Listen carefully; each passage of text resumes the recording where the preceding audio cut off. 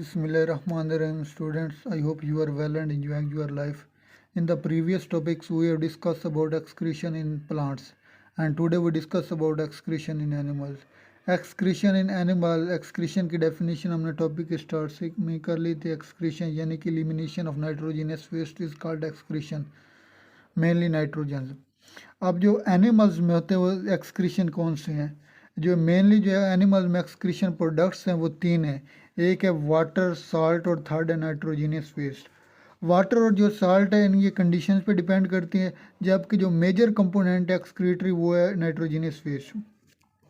Water किस तरह condition पे डिपेंड करता है कि ये हाइपोटोनिक इन्वायरमेंट यानी कि हाईली फ्लूइड इन्वायरमेंट्स में हाइपोटोनिक जो होता है इन्वायरमेंट, वहाँ जो वाटर होता है एज एक्सक्रीटरी प्रोडक्ट्स होता है. जो साल्ट होता है वो हाइपरटोनिक इन्वायरमेंट्स में रहने वाले जो एनिमल्स होते हैं उनका एक्सक्रीटरी प्रोडक्ट साल्ट होता है. जबकि जो मेन कंपोनेंट है वो है नाइट्रोजीनियस वेस्ट, जिनको हम डिस्कस करने वाला जो इम्पोर्टेंट लॉन्ग क्वेश्चन भी है और जो मेजर कंपोनेंट भी एनिमल्स का वो है नाइट्रोजीनियस वेस्ट. अब नाइट्रोजीनियस वेस्ट ये प्रोडक्शन इसकी किस तरह होती है, क्योंकि जब हमारे बॉडी में जितने भी रिएक्शन होते हैं उन्हें हम कैटाबॉलिज्म कहते हैं. जब कैटाबॉलिज्म रिएक्शन होते हैं एसिड्स के, अमाइनो एसिड के, तो अमाइनो ग्रुप रिलीज़ होता है. यानी कि अमाइनो एसिड के कैटाबॉलिज्म से अमाइनो ग्रुप रिलीज़ होता है और इस सारे प्रोसेस को हम डीएमिनेशन कहते हैं. डीएमिनेशन ये इंपॉर्टेंट शॉर्ट क्वेश्चन भी है. डिफाइन डीएमिनेशन यानी कि catabolism of amino acid that release amine group is called deamination. अब अमाइन ग्रुप जो रिलीज़ होता है कैटाबॉलिज्म ऑफ अमाइनो एसिड में, ये जो अमाइन ग्रुप होता है या तो ये बॉडी के लिए रीयूज़ किया जाता है या ये एक्सक्रीटरी प्रोडक्ट के ज़रिए हमारे बॉडी से आउटसाइड रिमूव कर दिया जाता है. Amine group use again in the body यानी कि अमाइन ग्रुप रीयूज़ किया जाता है. समटाइम अगर रीयूज़ ना किया जाए तो ये हमारी बॉडी से एक्सक्रीट किया जाता है, जिससे हम एक्सक्रीशन कहते हैं. Remove outside the body, amine group को जब रिमूव आउटसाइड द बॉडी किया जाए तो इस प्रोसेस को हम एक्सक्रीशन कहते हैं. अब जब एक्सक्रीशन ये हमारी बॉडी के लिए बहुत ज़रूरी होता है. अगर अमाइन ग्रुप जो है ये बॉडी से रिमूव ना हो तो ये ब्लड प्लाज्मा में डिज़ोल्व हो जाता है, और जब ये ब्लड प्लाज्मा में डिज़ोल्व हो जाता है तो हमारी बॉडी के जो काजेज़ होते हैं ये कन्वल्जन्स, कोमाज और हत्ता के डेथ भी काज हो सकती है. If the amine group is not reuse और रिमूव्ड, यानी कि जो अमाइन ग्रुप ये अमाइनो ग्रुप के कैटाबॉलिज्म के नतीजे में जो बना है, अगर ये रीयूज़ या रिमूव्ड ना हो तो ये हमारे ब्लड प्लाज्मा में डिज़ोल्व हो जाता है. जब ये ब्लड प्लाज्मा में डिज़ोल्व हो जाता है तो ये काज कन्वल्जन यानी कि झटके लगते हैं, कोमा, इंसान मुकम्मल तौर पर कोमा में चला जाता है, एंड इवेंचुअली डेथ, और हत्ता के डेथ भी हो सकती है. अब जो ज़्यादातर बॉडी में ज़्यादातर जो नाइट्रोजीनियस वेस्ट होता है वो नाइट्रोजन की फॉर्म में होते हैं. जो नाइट्रोजन की फॉर्म में है वो होते हैं अमोनिया, यूरिया और यूरिक एसिड में.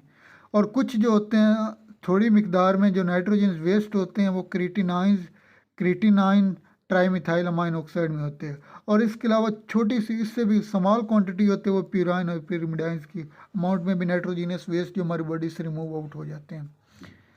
प्यूराइन और पिरिमिडाइंस ये हमारी बॉडी में इसकी स्मॉल क्वांटिटीज़ की वजह से है कि जो ये नाइट्रोजीनियस वेस्ट जो हमारी बॉडी से रिमूव होते हैं ऑर्गेनिज्म के, ये प्यूराइन और प्यूरिमिडाइन की फॉर्म में नहीं बल्कि ये और भी इसके आगे स्मॉल डाउन ब्रेक होती है. जो ये ब्रेक होकर आगे फर्दर यूरिया में, यूरिक एसिड में, अमोनिया में, एक्जेंथीन और हाइपोक्जेंथीन में कन्वर्ट हो जाता है, जिसकी वजह से इसकी बहुत स्मॉल अमाउंट में होती है. रिलीज तो तमाम ऑर्गेनिज्म में नाइट्रोजन भी हो रहा होता है, क्रिटिनाइन भी हो रहा है, ट्राईमिथाइल अमाइन ऑक्साइड भी हो रहा होता है, प्यूराइन भी हो रहा है, पिरिमिडाइन भी हो रहा है, लेकिन जो सबसे लिटर क्वांटिटी है वो प्यूराइन और पिरिमिडाइन की होती है. अब जो मेन लॉन्ग क्वेश्चन है इस टॉपिक का वो है nature of excretory products.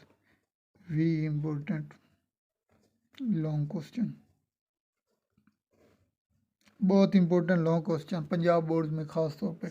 Nature of excretory products, जो सबसे मेन जो होते हैं नेचर ऑफ एक्सक्रीटरी प्रोडक्ट्स है वो तीन ही हमने डिस्कस किया जो मेजर होती हैं. एक होता है अमोनिया, दूसरी यूरिया और यूरिक एसिड.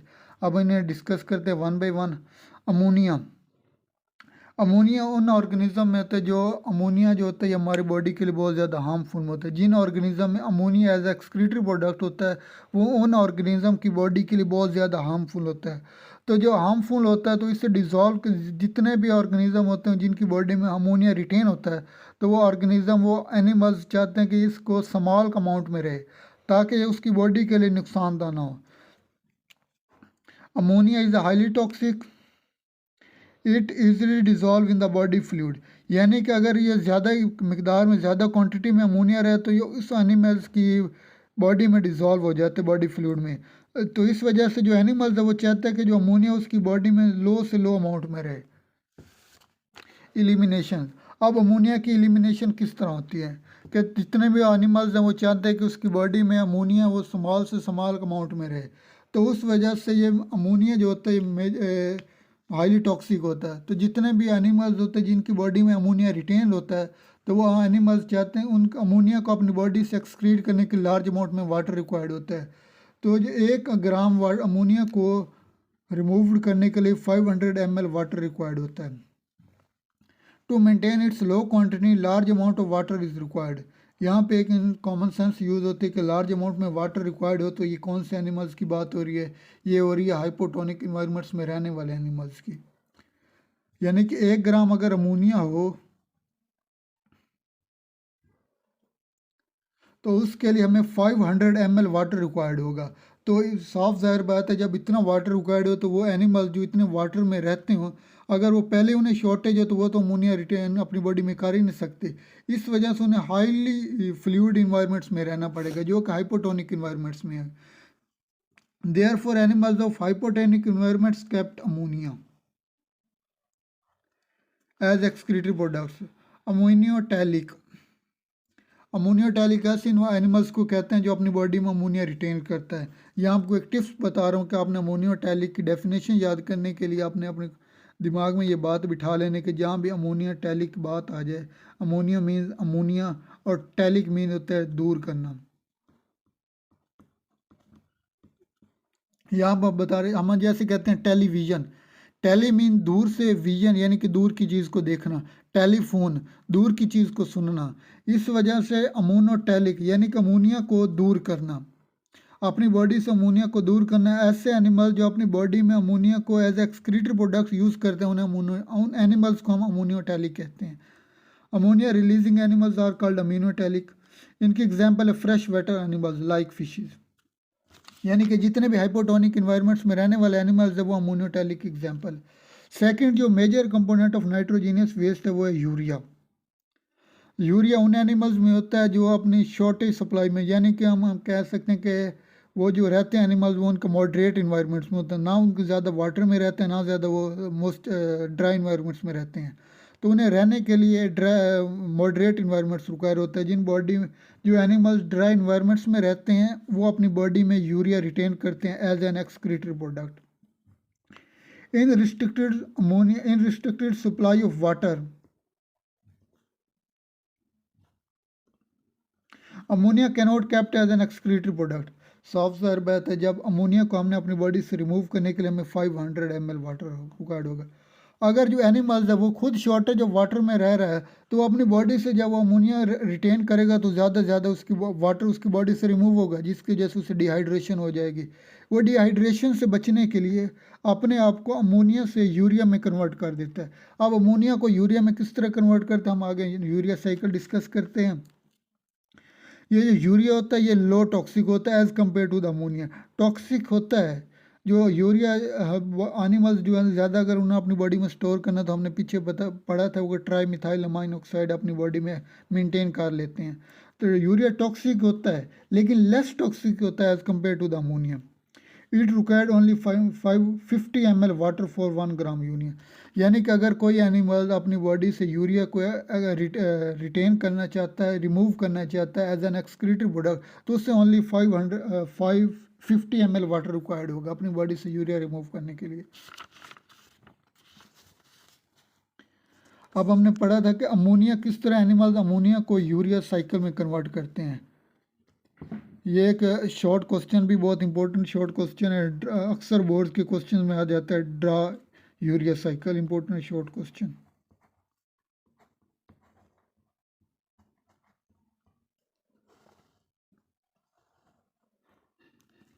अक्सर शॉर्ट क्वेश्चन आता है ड्रा यूरिया साइकिल। अब यूरिया साइकिल किस तरह बनता है? अमोनिया को हमने यूरिया में कन्वर्ट करना है।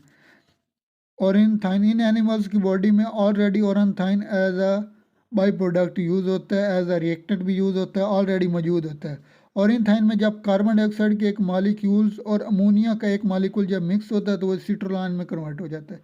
जब सिट्रोलाइन में मज़ीद एक अमोनिया का मालिक्यूल मिक्स होता है तो वो आर्जिनिनोस्काइनेट में मज़ीद होता है, कन्वर्ट हो जाता है। आर्जिनिनोस्काइनेट से आगे मज़ीद इंजाइम होते हैं जो आप अपने स्क्रीन पर नज़र भी देख रहे हैं कि भाई मुख्तलिफ टाइप्स की इंजाइम्स मिल रहे हैं जो उसे आरजी9 में कन्वर्ट कर देते हैं।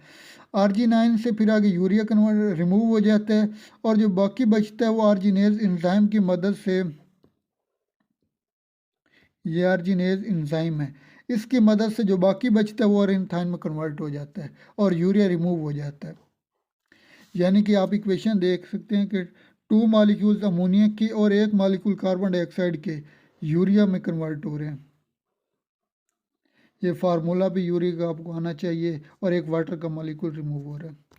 थर्ड, इसकी जो डेफिनेशन है यूरियोटैलिक, यहाँ भी आपको एक टिप बता रहा हूँ कि यूरियो मीन्स यूरिया, जहाँ भी यूरिया, यूरियोटैलिक मीन्स आज आपने कहना यूरियो मीन्स यूरिया और टैलिक मीन्स दूर करना। यानी कि ऐसे एनिमल्स जो अपनी बॉडी से यूरिया को as an excretory product remove करते हैं उन एनिमल्स को हम यूरियोटैलिक कहते हैं। इसकी एग्जाम्पल है ह्यूमंस, एम्फीबियन, शार्क और बोनीफिशेस।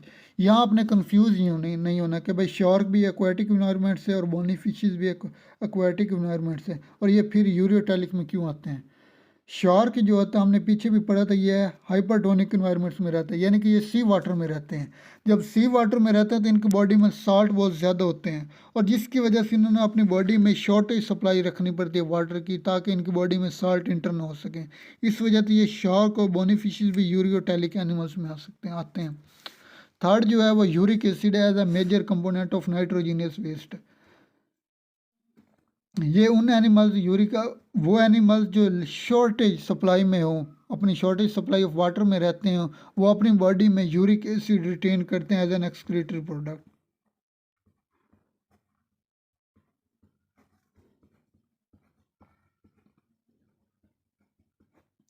वो अपनी बॉडी में uric acid as an excretory product retain करते हैं। Animals living in short supply of water.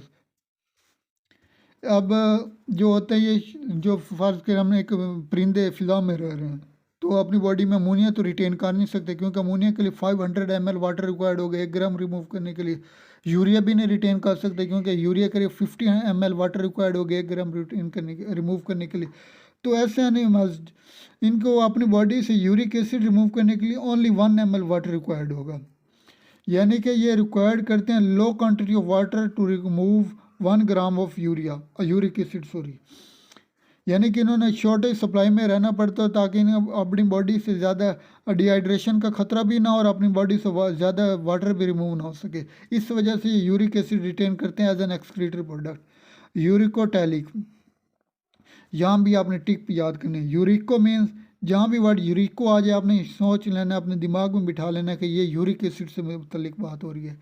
यूरिको means uric acid और टैलिक मीन्स दूर करना, यानी कि ये एनिमल्स अपनी बॉडी से यूरिक एसिड को रिमूव करते हैं। Animal excrete uric acids are called uricotelic. यहाँ पर मज़ीद ये भी ऐड कर सकते हैं animal excrete uric acid as an excretory product.